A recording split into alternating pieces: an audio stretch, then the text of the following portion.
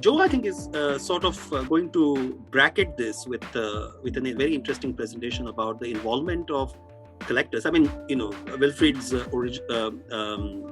first talk mentioned a lot of names who have helped him in this respect, and Joe is going to talk something on those lines. So over to you, Joe. Yeah. Okay. Well, my first engagement with Wilfried's contribution to Indian numismatics was seeing the manuscript of this volume and offering comments on it. And I was very excited to see this volume because since Alan's volume, we're lacking updating on the local coinages of northern India in a substantial way, and that sits next to my desk along with this one, and these volumes are really important to me because they present a body of material that belonged to Wilfried, and as a practicing numismatist, the more coins I can see, the better. And so to have these two volumes available is incredibly useful. And now the arrival of this makes it even more useful to be engaged with Wilfried's contribution. And I really congratulate him on this production of this volume. And what distinguishes Wilfried from me and Shailen is that Wilfried's starting point is as a collector, and that is a really important part of numismatics. And I'm just going to talk a little bit about that. I'm going to share my screen.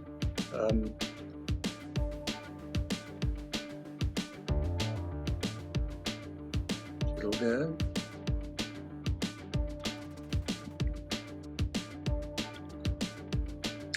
Okay, well, this is a book that now it's going to sit on my shelf and get a great deal of use.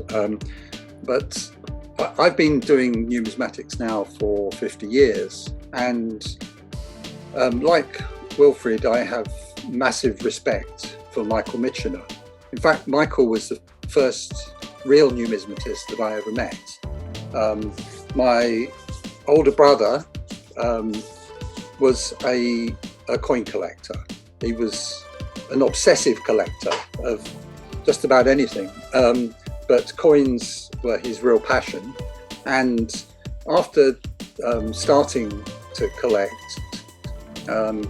he met Michael Michener, and with Michael's help, started to collect Chinese coins. And on the basis of what I learnt from Michael and from my brother, I was able to get a job working as a professional numismatist in the British Museum.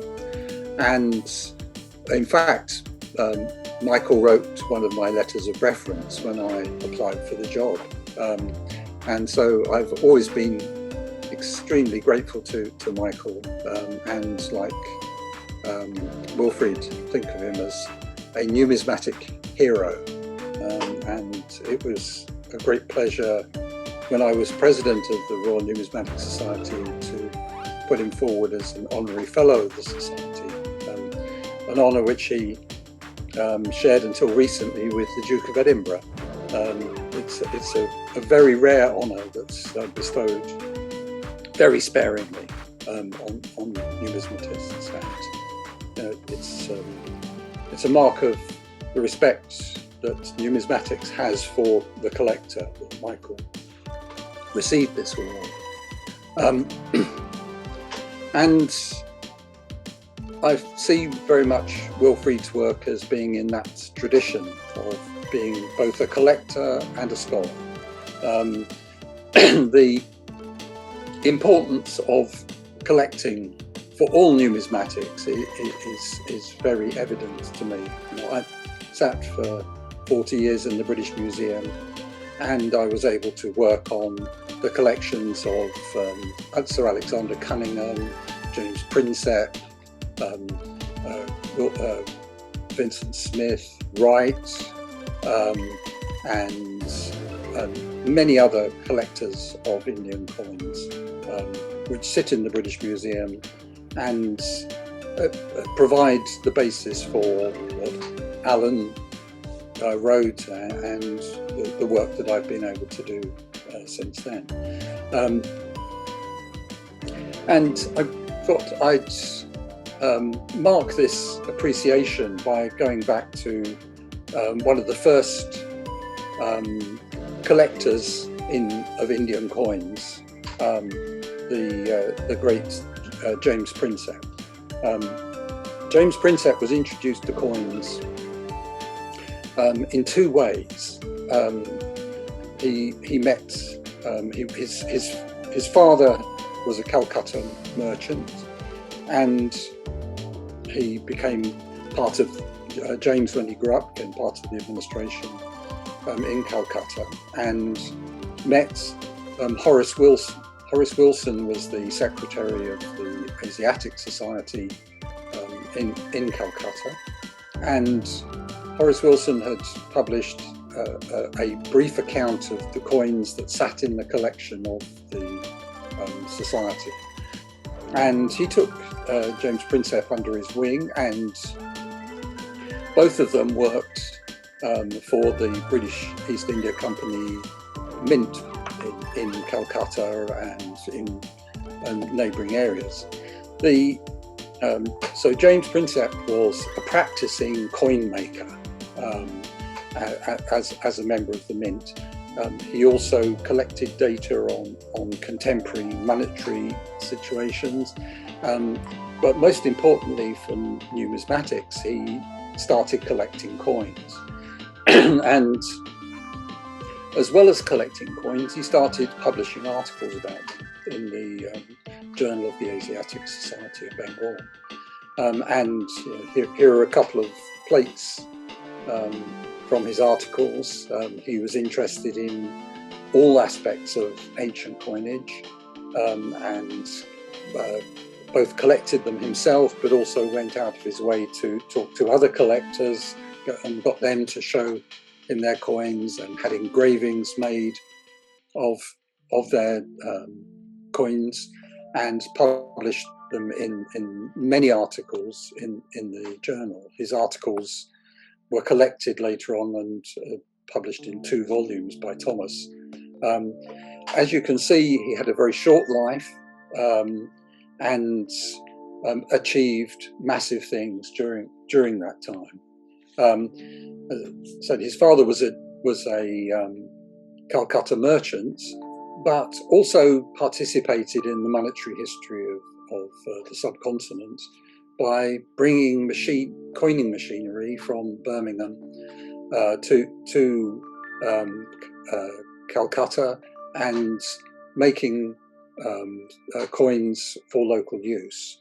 And in fact, his coinage, the copper coinage, was an attempt to produce a small change for the monetary system in Calcutta, which largely consisted of rupees and cowrie shells at the time. And this experience of being born to a coin maker and working at the Mint, and his study not only of ancient coins but also of contemporary monetary systems, prompted James to initiate a reform of the coinage of the British dominions in India. And in 1835 he produced the first modern rupee coinage, which is the ancestor of the rupee coinage that is rapidly disappearing in India now. He commissioned the design and oversaw the production of these first rupees. As a coin collector, he used his experience of coins to delve into other topics, and in most historical accounts of James Prinsep, his contribution to numismatics is overshadowed by his ability with languages, that he was able to decipher the two ancient scripts used in the subcontinent. For the decipherment of Brahmi, he sought the help of pandits, and using both coin inscriptions and inscriptions on stone, he worked out that ancient Brahmi was ancestral to the modern Indian scripts. And not only did he decipher them so that they could be read, he also realized that the Ashokan pillars that the person named as the author of the Ashokan pillar inscriptions was Ashoka, the king, because in the inscriptions he's not named directly. And the Koroshti coins, it's one of those Rosetta Stone moments that, with the help of another collector, Charles Masson, who was in Afghanistan. Together they worked out that if you compare the Greek and the Koroshti sides of the coins from the northwest, you could pick out the bits that were consistent. So the Greek word for king always matching with the part of the inscription that went here, and from the names they worked out the values of some of the letters, and then realized that it said Maharaja, which to anybody working in India was immediately recognizable as an Indian word. And from this, from matching the names, they were able to work out the whole of the script, so that soon after Prinsep died, a full vocabulary, a full letter form listing for Koroshti was achieved. So his interest in coins opened up for historians of the ancient subcontinent access to the early inscriptions from the region. Unfortunately, as I said, his life was very short, as you can see from the portrait from a contemporary journal. He didn't look very well, and in fact he had to break short his career and come back to England, and died soon after. His time in India, in India and in Calcutta, he was much appreciated, not only by the British community there, but by people in general, because he was also a civil engineer and was involved in public works. And so when he died, there was a collection, and a monument was erected in his memory on the banks of the river.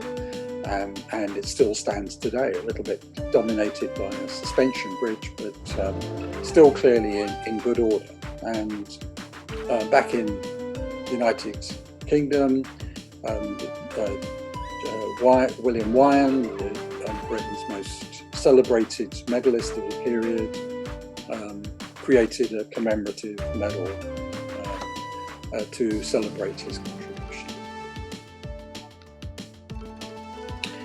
And as well as publishing lots of coins, his coin collection continued to grow throughout his life. And after he died, his protege, another, he learned from Horace Wilson, and his protege was Sir Alexander Cunningham, another great collector and scholar.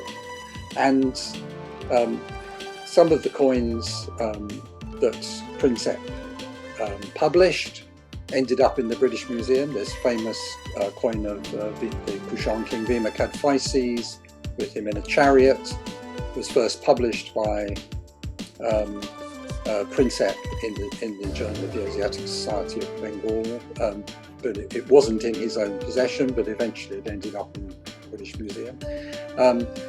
His collection passed to his brother Henry Toby, who published a volume of his latest notes, and the collection came to the British Museum and is still there, available for the public to consult. And this is an example of the coinage of Vima Kadphises, like the one he published here, that was donated by his brother, and then is still sitting in the British Museum. And here are a few other coins from his collection: a Buddha coin of Kanishka and a Nana coin of Kanishka. In fact, from one of the first Kushan coins that he was shown, he could see the Greek letters and suggested that this was the king called Kanishka, mentioned in the Kashmir Chronicle. And he's saying that what he thought he could read, and he conjectured that this was the Kanishka who ruled in Afghanistan. This was in 1833. It took another 15 years before people realized that the Kanishka was a Kushan. That was his protege, Alexander Cunningham, who made that discovery. But he was the first to spot it, and people commenting on his thing said, no, it says in the Kashmir Chronicle that he was a Buddhist, but a few years later he was able to publish a coin, this coin with the Buddha on the back, and say, okay, yes, so this king, who I think is Kanishka, is also a Buddhist. So I think my view is correct. His collection ranged widely from ancient coins through to contemporary coins. And I'll just show you another couple of examples of beautiful pieces. Read comments earlier about how delightful Gupta copper coins are. This is a copper Gupta coin from his collection, and also I think one of the most beautiful examples of the Gupta coin makers' gold coinage. And a couple of rare Mughal coins also from his collection. The famous Ramasita half Mughal. And so my appreciation of having this wonderful book in my hands, and I'm delighted that Wilfried autographed a copy and sent it to me. It's such a pleasure to have this book, and I know that I will continue consulting Wilfried's work, perhaps not daily, but certainly weekly, as I continue my research. And I think that Wilfried deserves to be in this canon of great collectors who have contributed massively to Indian numismatics. And so from James Princeps to Alexander Cunningham, I know there are a few people in between, but Michael Michener has a worthy successor in Wilfried, and I congratulate him again on this wonderful book. Thanks so much, Joe, for the tribute.